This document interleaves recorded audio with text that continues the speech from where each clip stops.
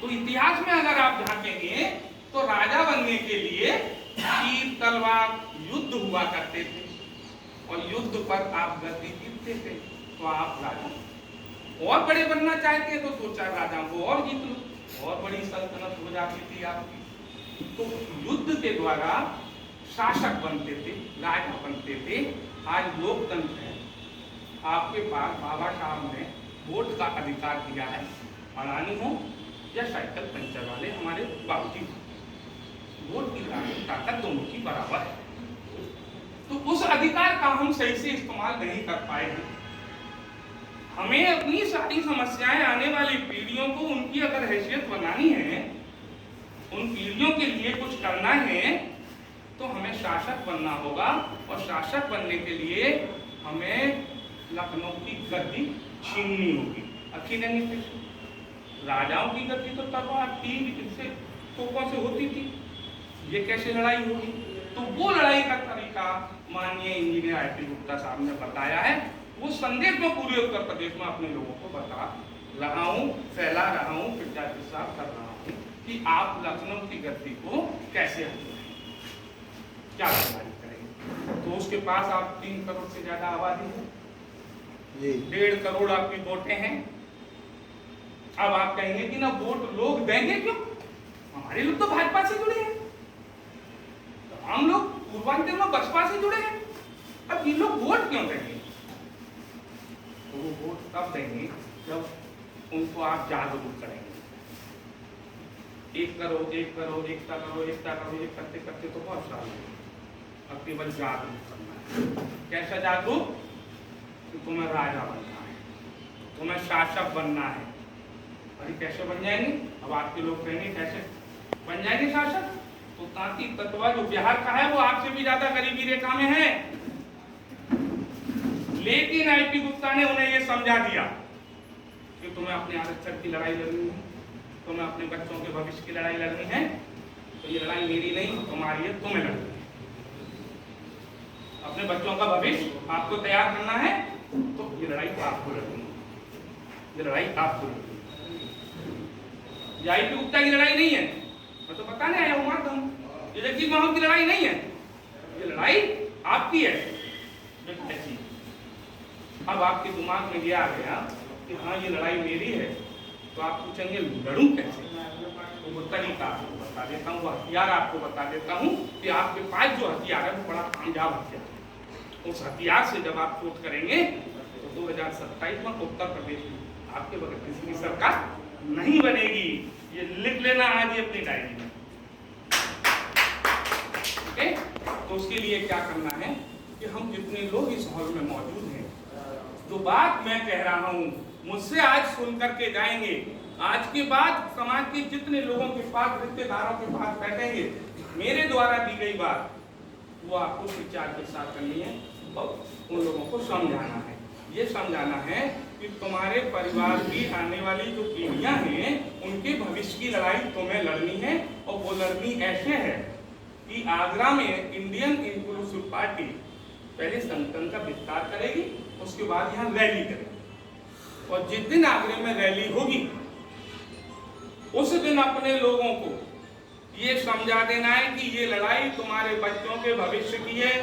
आपके बच्चे दरोगा बने, सिपाही बने, बैंक मैनेजर बने, आईएएस बने, पीसीएस बने, ये लड़ाई उनकी कामयाबी की है, तो आपको लड़नी है। और लड़नी कैसे है कि जिस दिन रैली है वो एक दिन आप अपने घर पे ताला लगाएंगे, जैसे मेला दशहरा जाते हैं, जैसे किसी तीर्थ यात्रा पर जाते हैं, मैं परिवार के समझ लेना कि वो जो एक दिन है। क्योंकि आई.पी. गुप्ता का कहना यह है, ये उत्तर प्रदेश के लोगों, उन्होंने कहा उत्तर प्रदेश के पूरी समाज के लोगों मुझे केवल 2 दिन दे दो। आपने अगर मुझे ईमानदारी से 2 दिन दे दिए तो लखनऊ की गद्दी पे जो भी सरकार बैठेगी आपके बगल में बैठेगी, पार्टनर से बात की। 2 दिन मांगे हैं आप।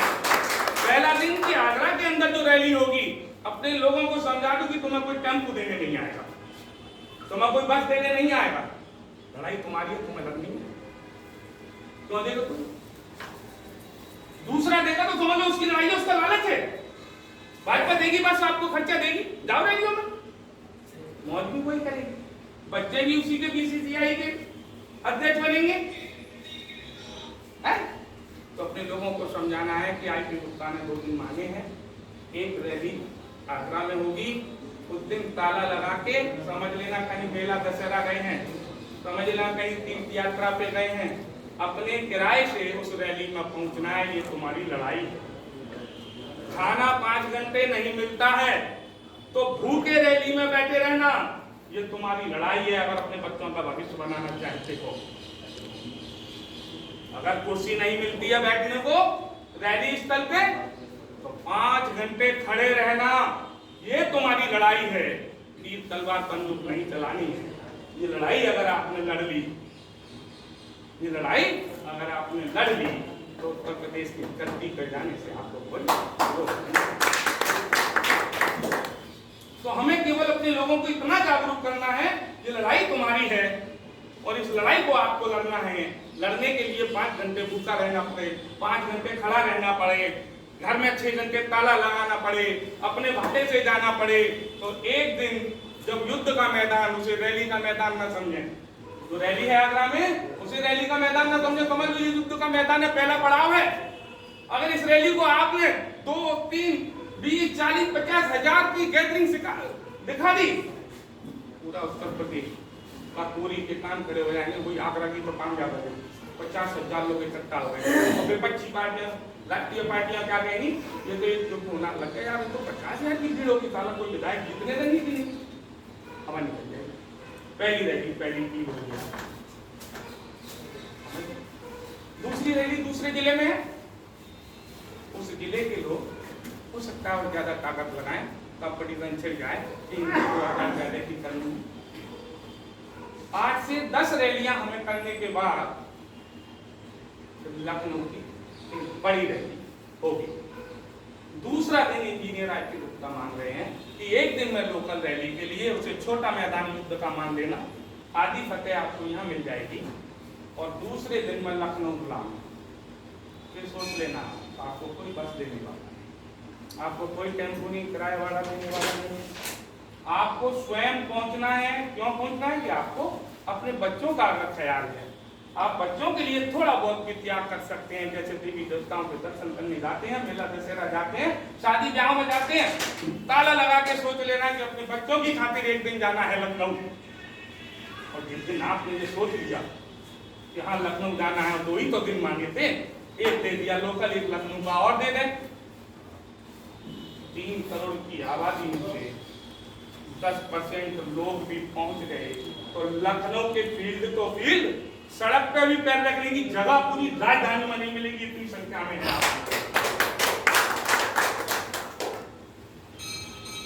तो ये मिशन, ये फॉर्मूला है, ये ताकत है आपकी। इस ताकत का आप अगर सोचेंगे, सोचने के बाद समझेंगे, उसके बाद आप अपने आप तैयार हो जाएंगे। सोचो, समझो, फिर करो, तो आराम से सोच लो आप लोग, सुन लिया मुझे नहीं, और आराम से समझ लो आप लोग कि लड़ाई किसकी है, आपकी है, आपके बच्चों की है।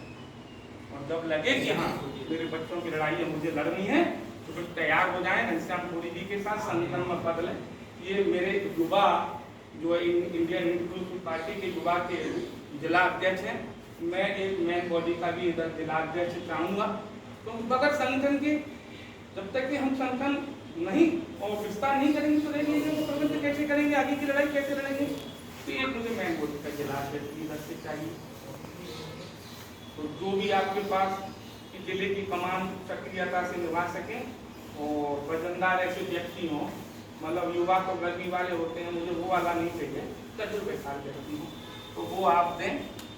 मैं आपसे निवेदन हाथ जोड़ के यही करूँगा कि ये मिशन, मतलब ये राजनीति जो पार्टी है, हम राजनीति किसी और पे नहीं कर रहे, ये मिशन है हमारे आने वाली पीढ़ियों के भविष्य के लिए। जब हम इकट्ठा हो जाएंगे, बड़ी रैली हो जाएगी, सबकी नजर हम पे पड़ जाएगी, बड़ी बड़ी पार्टियां आपसे कहेंगी हमसे गठबंधन ही कर लो यार, अकेले लड़ोगे तो कितनी सीट जीत जाओगे। हम कहेंगे ठीक है जीतेंगे, नहीं तो हरा तो देंगे आपको 100 जगह 200 जगह। तो उनकी मजबूरी है, वो कहेंगे ये 100 जगह हराएंगे पूरी, इससे बढ़िया 25 सीट लेके गठबंधन कर लो। 2027 में आप गठबंधन की सरकार में आपके मरीज पर होंगे आप